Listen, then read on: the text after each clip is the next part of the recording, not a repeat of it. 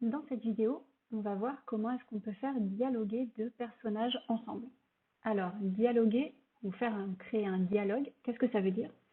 C'est quand deux personnages, deux sprites dans Scratch, vont parler l'un après l'autre. Et du coup, en fait, on va devoir choisir nos deux personnages et les faire parler l'un après l'autre. Du coup, pour choisir un deuxième personnage, on va sur la petite vignette pour choisir les sprites. On peut en choisir ou en dessiner un. Là, on va en choisir un dans la bibliothèque de Scratch. On va par exemple le faire parler avec une chauve-souris. Donc on a nos deux personnages. Et là maintenant, on va vouloir les faire parler l'un après l'autre. Donc, où est-ce qu'on trouve les blocs pour les faire parler, c'est-à-dire pour afficher à l'écran, comme dans une bande dessinée, des éléments de dialogue. Donc, pour afficher à l'écran, on va dans les blocs qui s'appellent apparence. Et en fait, on en a qui s'appellent lire pendant un certain nombre de secondes, ce qui nous permet de n'afficher le texte que pendant le temps qu'on souhaite. Donc, par exemple, c'est la chauve-souris qui va commencer à parler. On peut lui dire de se présenter. Hello, je m'appelle Bat.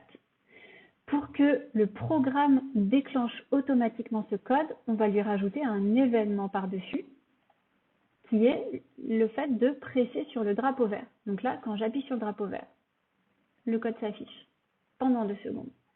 Maintenant, pour créer un dialogue, en fait, il faut que le chat attende que la chauve-souris ait terminé de parler pour pouvoir commencer à parler. Et pour cela, on va sur le chat, on lui donne le même événement déclencheur, comme ça, quand j'appuierai sur le drapeau vert, les deux scripts vont se lancer. On va lui dire de parler. Moi, je m'appelle Cap, par exemple. Mais en fait, on ne va pas lui demander de parler juste après qu'on ait cliqué sur le drapeau vert, parce que sinon les deux parleront en même temps. On va dans les contrôles et on va utiliser le bloc attendre. Alors, de combien de secondes est-ce qu'on a besoin d'attendre avant de faire parler le chat?